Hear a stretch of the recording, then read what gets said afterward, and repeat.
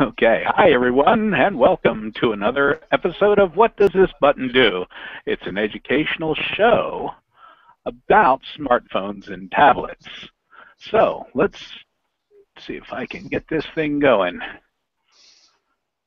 All right,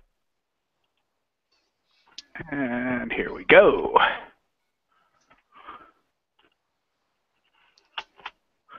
Geeks on Tour.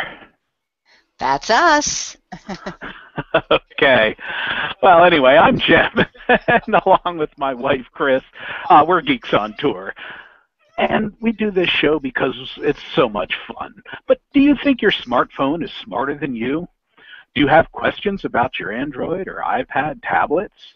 How do you learn about these amazing devices? The best way, we think, is to learn about anything is to teach it to others. And we are the geeks who teach. We're into lifelong learning and helping others learn technology along the way. And we are going to do this. We have some helpers here today. Chris, you want to say hi? Hi. Yeah, I'm learning every day with these things, and I really have learned a lot more since we've been doing these weekly shows, because it is so true. To learn, you learn something well, teach it to others, and then you got to figure it out. Okay, and along with us we have Judy McDowell. Say hi, Judy. Hi, yes, I'm learning every time too. And Judy go ahead. And another cool thing that we're learning about is these hangouts on air. I mean, we are getting to be really good friends with Judy, even though she is 2,000 miles away, because of these hangouts. And we even did an extra one with your group this week. Judy, you want to just say a couple words about that? Yes, last Monday we did a virtual hangout with Jim and Chris, and for our computer club, the Quad Cities Computer Society. It was basically help with Picasa and smartphones and auto backup. I learned lots of things that I put into practice the next day, and it went very well, except for one small glitch at the end. I forgot my power cord for my laptop, and when my power ran out, we were done. Well, luckily your battery lasted a good long while, so we were pretty much done too. But There's always something, isn't there? Yes. And my battery lied. It said it was good for 3 hours, because I found out I didn't have my cord, but it said it was good for 3 hours. So I said, oh, okay, I guess I'll be okay. But it lied. I always trust those things. They never lie. Well, it kind of depends on what you're doing with it too. So I mean, you were really pushing your computer there. Yeah, I wondered about that. We were pretty labor intensive there, power intensive. So, but it was fun. It was good, and we learned a lot. Well, that's cool. And that hangout was recorded, and we will put a link below this one in the comments. Or could you do that, Judy? Could you put a link to that hangout in the comments of this one? If you get a chance. I could try. If you get a chance, not right this minute, but I think it would be. I think it's pretty good too. Yeah. Oh, cool. All right. Well, here's our comic for the week. Learning smartphones can lead to dependency. Don't let this happen to you. Has this happened to anybody you know? Damn, I lost my contacts. That's cute. That's cute.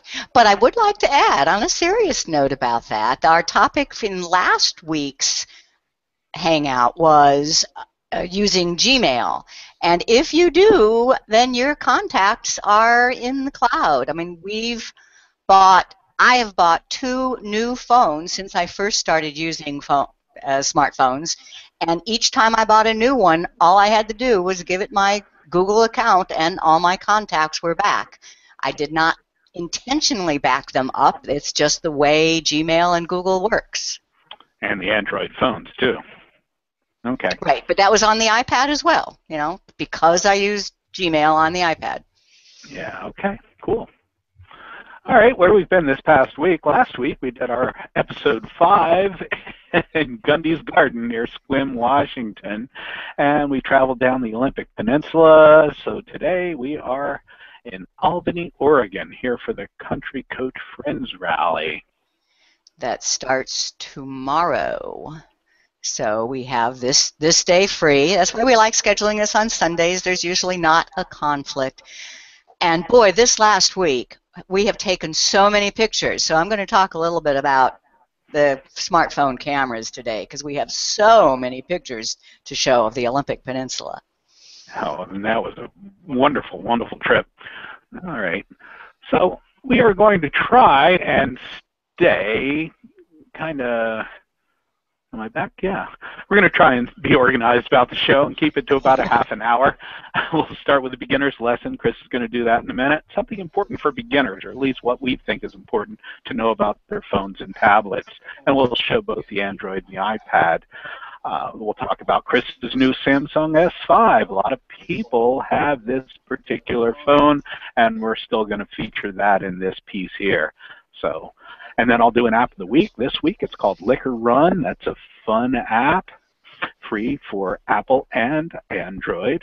And then we'll get to your questions. Please post your questions to comments below the show screen. And I did that intentionally. So. Okay.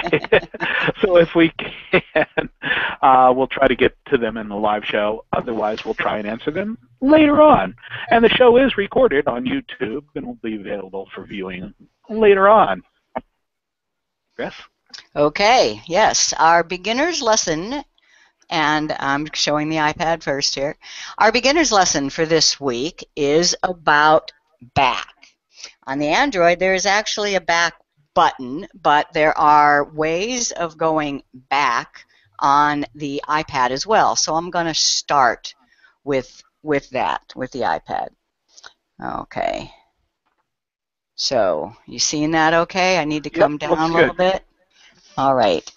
So the first part of the iPad that I'm going to show you that will have to do with, do you have me pinned?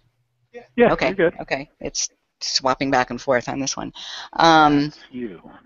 I am going to show you first web browsing, Safari. So if I go into Safari on the iPad, and let's say I go to geeksontour.com, and under free articles, you want to see the current newsletter that just went out a couple days ago. And under the newsletter list, you want to see the July one.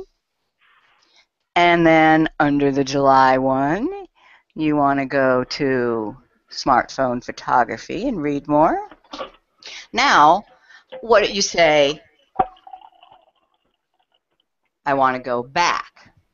So the back on most browsers, just like on a computer, on a browser on here, you have an arrow in the upper left-hand corner that means go back. So now we're back to the newsletter. Now we're back to the list of newsletters, etc., etc. But on the iPad, there's... I think you want to come down just a little bit, Chris. There you see it now. Okay. Okay. It need to be even higher, I think, to show the iPad. Okay, but on the iPad, there's even... So I can go forward. I can go forward to where I got to originally, and then if you just swipe to the left, or you're swiping to the right to get to what is at the left, which means going back. So that's a special little thing available just on iOS 7, and now it's going back even to previous pages that I was on. Okay, but what if I wanted to go all the way back to the home page? Well, back, back, back. I can go back all the way as far until there is no more back button, but I'm still on Chrome. I mean, Safari. That's what I'm on here. So you can't keep going back until you get to home. But how do you do that? That was, I think, our very first, what does this button do? your home button down at the bottom. Just press that once, and now you're back to home. Now there's another place I want to show you, and that's in settings. So if you go to settings and you're hunting for something, you're hunting for something under accessibility. So you tap accessibility and you say, oops, nope, it's not there. So how do you get back one out? There is the word general and a left arrow that takes you back out. So now you say, okay, maybe it was under multitasking gestures. Oops, that's just an on or an off. Or a keyboard. And then add a new shortcut. The way you get back to keyboard, to general. But once again, in order to get all the way back to home, you need to do something different. You need to press the home button. Pictures. I go to pictures and I tap on an album. And now to get back to all the albums, I tap on that. But back to home to get to somewhere else, home, and let's say I want to see Facebook. First I have to find it, and because of a tip we did last week, mine are all in alphabetical order, and if you want to learn how to do that, that's on last week's What Does This Button Do, or it's also a member video on our website. So there's Facebook, and when something comes up, I can click on comments, and I can see all the comments, but there's no back button to go back now. Well, if you see what you want to go back to, so you can see the screen behind there, you can tap on that, and that kind of takes you back. But so now we're at a place where it's not the standardized back arrow at the top. Let's say that you want to go to Geeks on Tour. Now, how did I do that? That 3 bars is the menu item for Facebook. So I tap on menu and I go to Geeks on Tour, which is a favorite of mine on Facebook. And now, once again, there is no back button. So you'd have to learn how this program works, and this program works by tapping on the menu and choosing News Feed. That's where I was.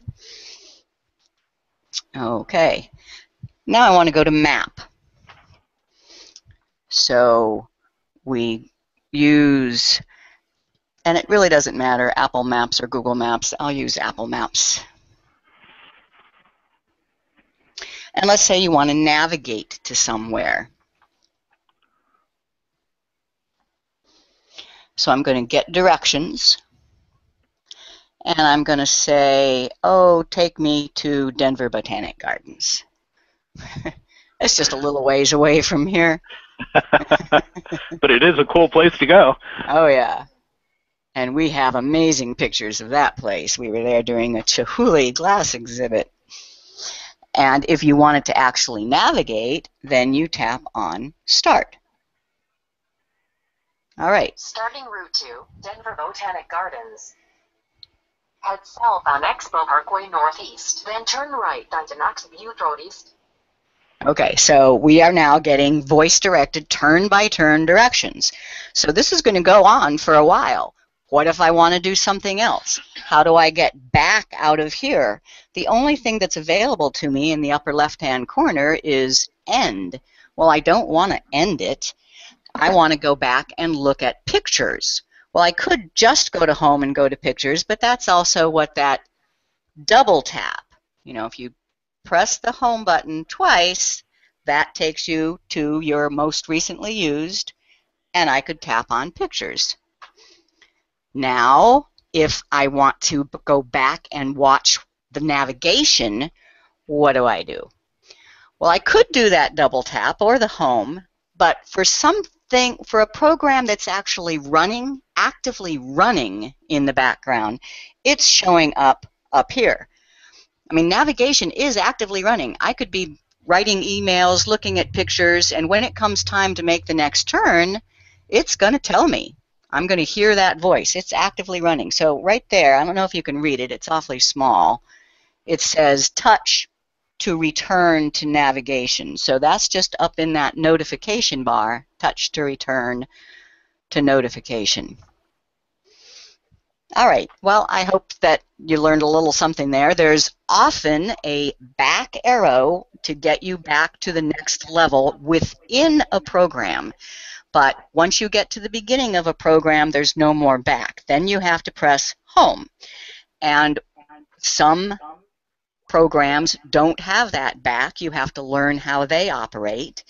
And lastly, programs that are actually running in the background, like a phone call and map navigation, will show up on the top.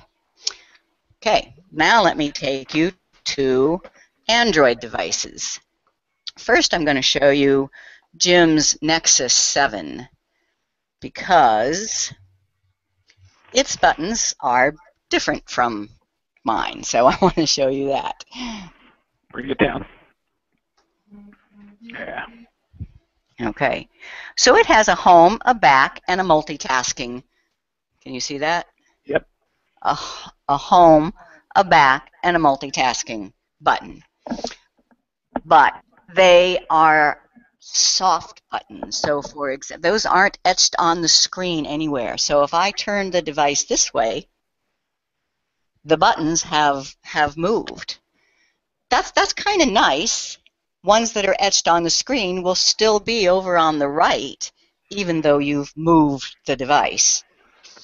But these are just there with little lights, and that is the back button. So if yours looks like that, what I've been talking about is that back button there.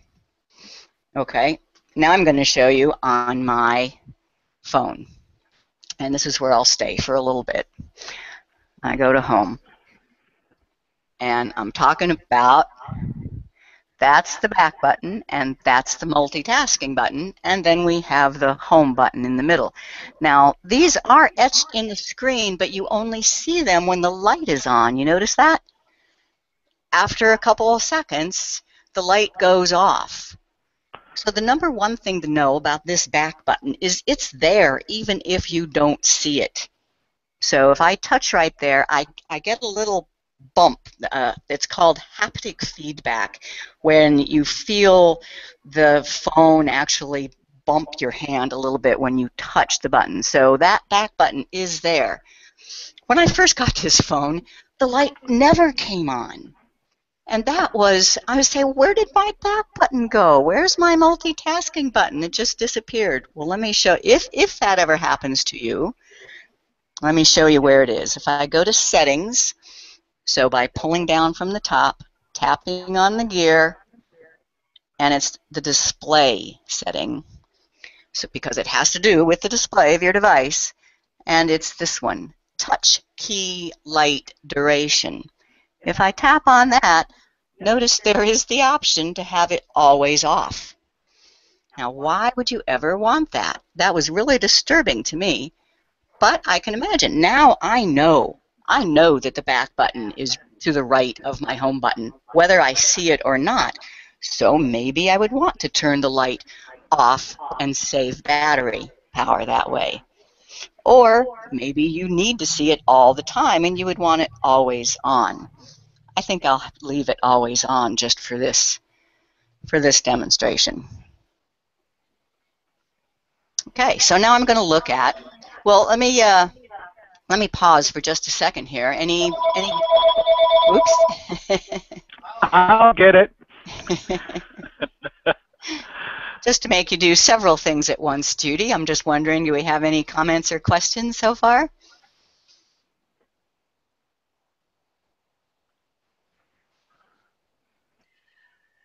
Well, a couple people have had some problems, but I assume it's all on their end because I still hear and see the broadcast just fine. But a couple people were having problems, and other than that, I think there's no questions. Okay.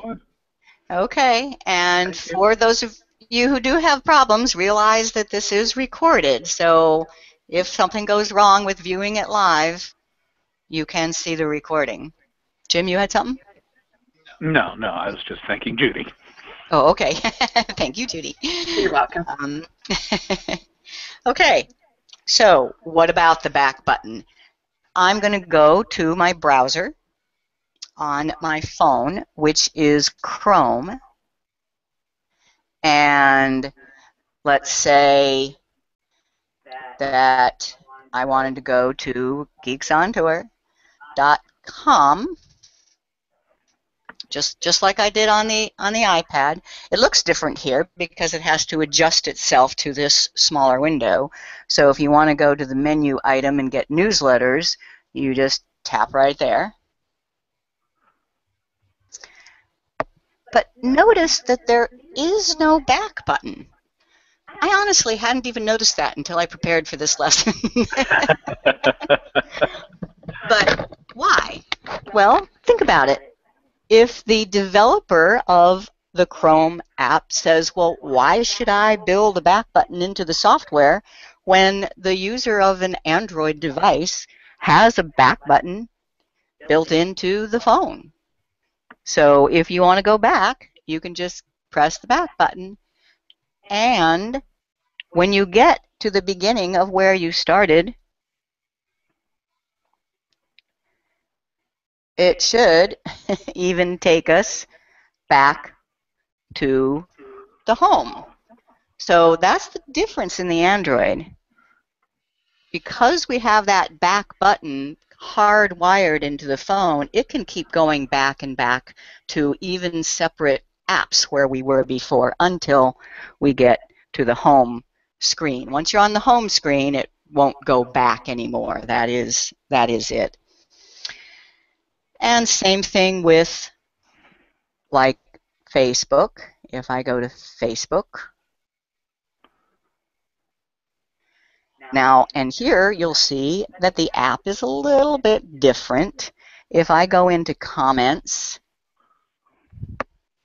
I also don't have a back button, and I can't see what's behind like the other one, like the iPad did, so I have to use the back button on the phone. But no problem, that's easy enough. And once again, I can keep going back until I get to the home menu. And just one other thing to show you about the back button on Android, and that relates to the keyboard. So let's say I wanted to create an email, and I start typing, and I say, but I need to look at something that's down here, and the keyboard is in the way. Another purpose of the back button is to eliminate the keyboard, is to put the keyboard away. Then how do you get it back up? By tapping where you need to type again. And I'm going to go more into keyboard things in next week's beginner lesson. But so this lesson has been about the back button and generally navigating around your device. And this is time to pause for questions. Anything out there, Judy? Or Judy's? There she is. Okay. No questions. One comment that someone said they're not having any problems with the broadcast, so it must have just been that one person. Okay. Okay. So are you ready with your app of the week, Jim? Want me to bring the... I am. Actually, we can bring that in. That would be great. My app of the week this week is Liquor Run. Liquor Run is an app that'll run on Android or iOS, and it is just really, really cool. Like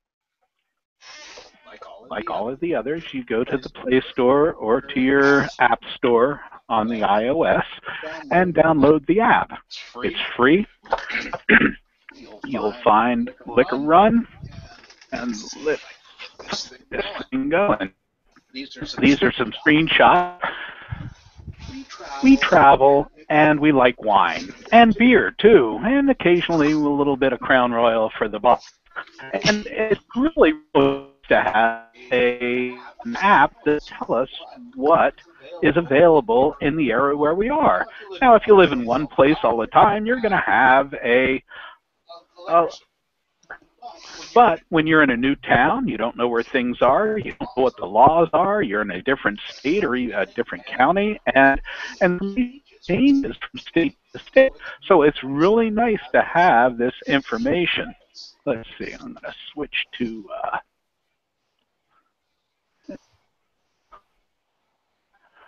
and let me get this. There we go.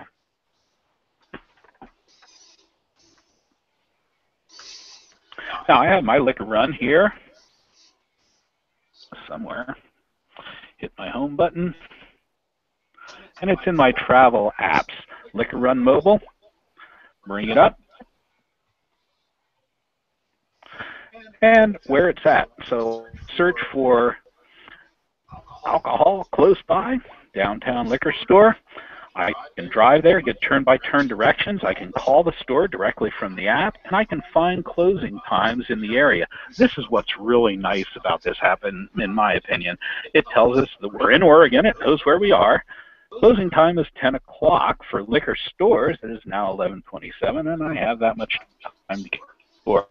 So everywhere you go, you see this information about the stores and the closing times. You can also search by zip code or address. If you like drinks, if you like mixing stuff, you get recipes. I really like the recipes here. And if I need a recipe for a mojito, there it is. So you're going to make me one of those when we're done here? As soon as we're done, it's in the mixer now. Okay. You can put your favorites in there if you have some. It also has a way for you to call for a ride home. Say if you're at a bar and you've had a little one too many and you need a ride home, they'll give you a ride home at different states.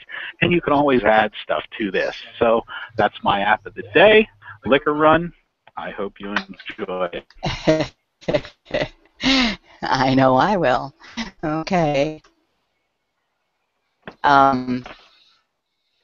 Yeah, I guess that's so. Back to me and something special about the Samsung S5. Okay. What I want to do. This is going to be a little tricky because I want to talk about HDR. And that is a special setting on mobile device phones. It's also an entire photographic technique. I mean, professionals have been using HDR for a long time, but I want to try to explain it just as a smartphone. And because people see the setting and they say, what is that? In our smartphone photography classes, which we're teaching this coming week at the FMCA convention in Redmond, Oregon, by the way, people always see the HDR and they're looking for that, and we don't cover it in the class towards the end. So I figured that'll just be one of the first things I cover here. What do we mean by HDR? Well, I've come over here and opened the door. If you can see, I've opened the door to the RV so you can see the difference in light. HDR stands for high dynamic range. Has nothing to do with high definition. It's high dynamic range. So if you notice, looking out our door, it's very bright outside, but it's very dark inside.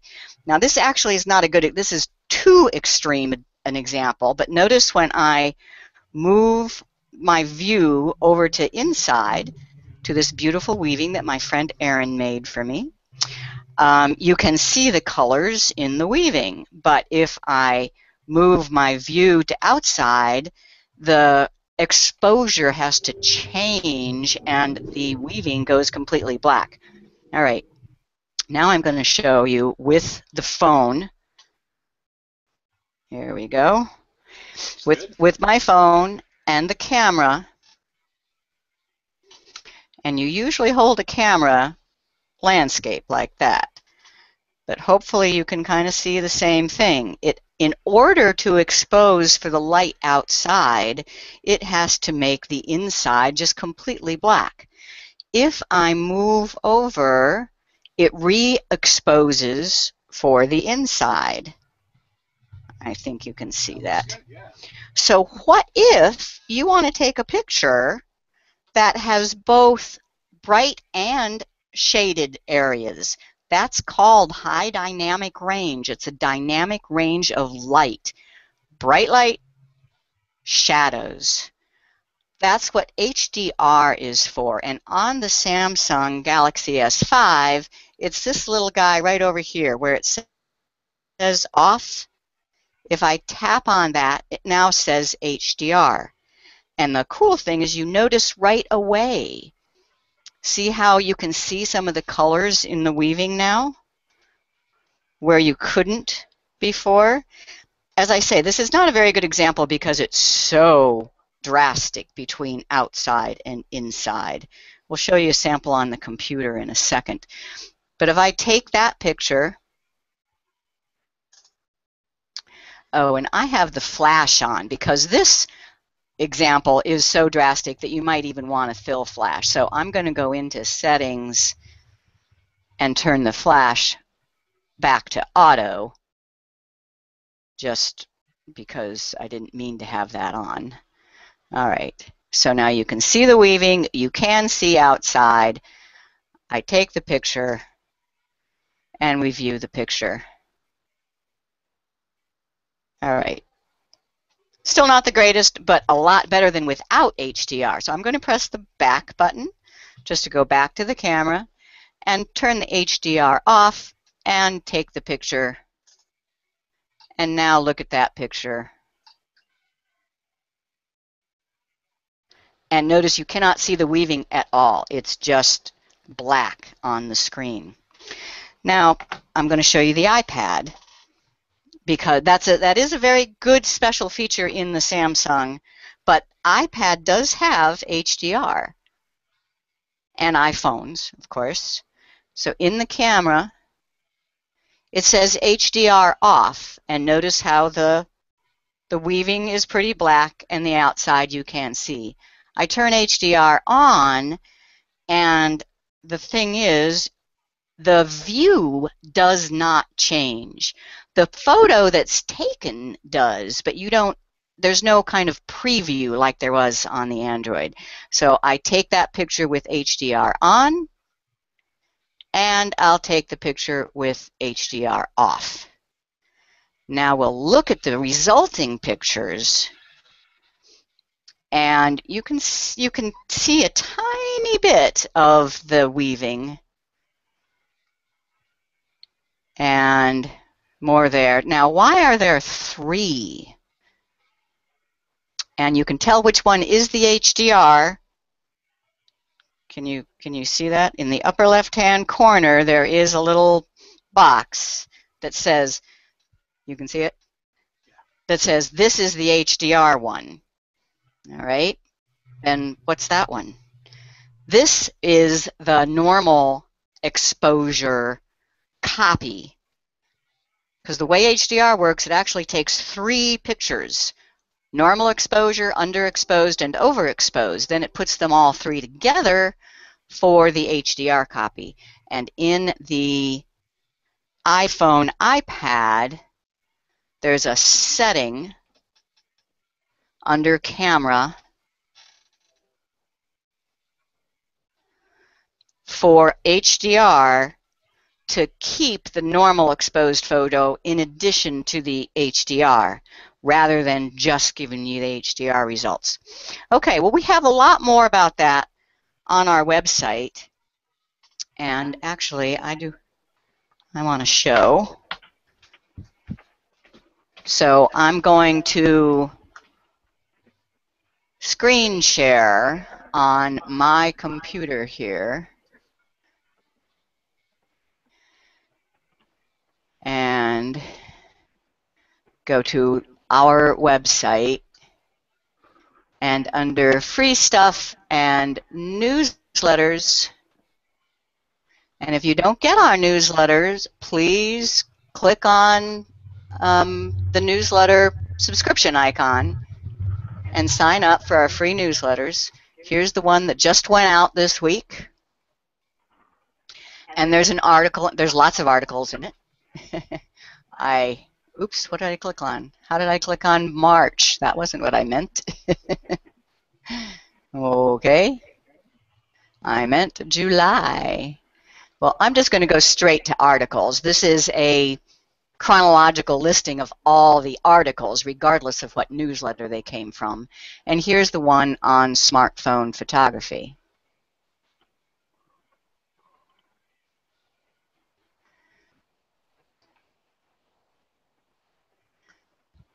Hello, there we go. And these are just a few of the pictures we took this month. We have been just some incredible places, and every single one of these pictures was taken with either my Samsung Galaxy S5 or Jim's Samsung Galaxy Note 3. And the very last one is, I think, a really good example of HDR. This is a picture from Rialto Beach on the Olympic Peninsula at sunset time, and that is just the normal exposure without HDR. Notice that all the foreground is in shadow. Then all he did, this was actually taken with Jim's Galaxy Note 3. All he did was tap that little button to say turn on HDR, and this is the picture he got. So that's the real purpose of HDR. I'm done. Okay. If you're done, then we'll go to screen share. And let's see if we can find our PowerPoint. Okay, user questions. A question that we didn't cover last week is, how do I print from Android? We did make a member video with all those details. And bottom line is, if you installed the proper app for most items in your phone, you can now share to the printer. So that was a little bit different, and that's important to know. I was going to show that if you want to switch to this for a second. Okay. And I will unmute it. Okay. Oh, maybe I should close the door, huh?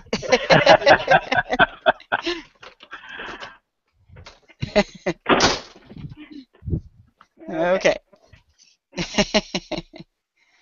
So yeah, once you have everything set up, and we show you how to do that in the member video on our website, then you can just choose something. Let's say a picture. That's not a very good picture though. So let's get a better picture. There we go. All right, so you have a picture, and you can just tap on the share icon. That's that little sideways V up there.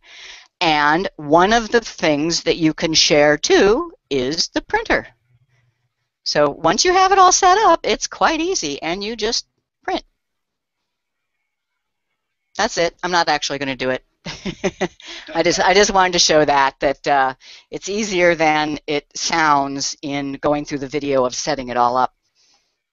Okay. Another question is, can I run Picasa on either Android or iPad? This is a question for Chris. So, what do you think, Chris? Can I run Picasa? Jim, I can't hear you. You're muted. Uh-oh. Okay. The other question is can I run Picasa on either Android or iPad? Chris? Nope. Nope, can't do it.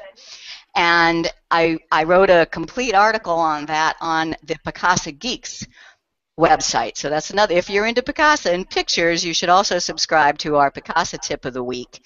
And you would have read about the fact that no, the Picasa software. And what's really confusing is if you go to the App Store, you will see lots of things called Picasa. But if you look more closely, they are, number one, not by Google. They're by some kind of third-party person. And if you read the description of what they do not manage your photos. They just allow you to access your online web albums. So the answer is no. If you want to manage pictures using Picasa, you still need a computer, either Apple or Windows. Okay. Well, we got to wrap this up. Did you learn something? Some review questions? To back up a step while using your iPad or iPhone, look for a left-pointing arrow in what corner of your screen? I know. What is it, Chris? The upper left. Upper left. It won't always be there, but if it is, that's where it is. Okay. If the back button is never visible on your Android, check the settings for touch key light duration under the what menu? The display, because it has to do with your screen. Okay, so it's under your settings and under the display menu. True or false? You can use Picasa on an iPad or an Android tablet. Nope. No, sorry, you can't. Now you can get to some of your Picasa web albums and the pictures and stuff like that using apps that say Picasa, but it is not the desktop app that you use to manage your pictures on your computer. True or false? Fails? HDR improves your camera's focus. No, not the focus. What it improves is the exposure. In fact, leaving HDR on all the time might make some pictures look out of focus. Why? Because it's actually taking 3 pictures quickly, and if your subject is moving, it might get a little blurry. Okay, great. Well, next week, we'll do this all again. Hopefully, if we have a good internet connection, we'll start with a beginner's lesson using the on-screen keyboard. Leave your questions in the comments, and we'll try to get to them during the show. I'll have an app of the week. I'll still decide what that is during the week. And watch for the notification for next week's show. Make sure to click that you're coming and leave any questions. There's a show set up for next week, and we'll make sure that you click that you're coming. That would be great. And next week's beginner lesson will be about using the on-screen keyboard. You might be surprised at all the things that you don't know about your phone or tablet's keyboard. And we want to thank Judy so much for helping us here. If anyone else would like to join us inside the Hangout here, I'm sure Judy could use a break. You can just use the Contact Us menu or post a comment here. We'd be happy to show you how to do it and have you help us make the videos good. Do you want to see a couple of comments? Oh, sure. Okay. Let's try this one from Barbara. A fellow wine lover. Yes, she liked that. And had one more from Fred. Hi, Fred. Good to see you. For my Android Droid Bionic, I downloaded an app called Pro HDR Camera that takes high-def photos. If you don't have that app already built into your camera app on your phone, there are some HDR apps that you can download for those other cameras. Great point. Thanks, Fred. Yep, that's the one I used with my old phone that did not have the feature, but I don't need it anymore. The Pro HDR, it's a little extreme in the HDRs that it creates, but yeah, that's a great option. Any more? I believe that's all the comments for today. Okay, looks like we're at 45 minutes here. Still not too bad, but we try to keep it to close to a half hour. Okay. Well, here we are. What does this button do? So we'll see you next week. Okay, so but what does this button do, Jim? Oh, wait a second. Don't touch that button.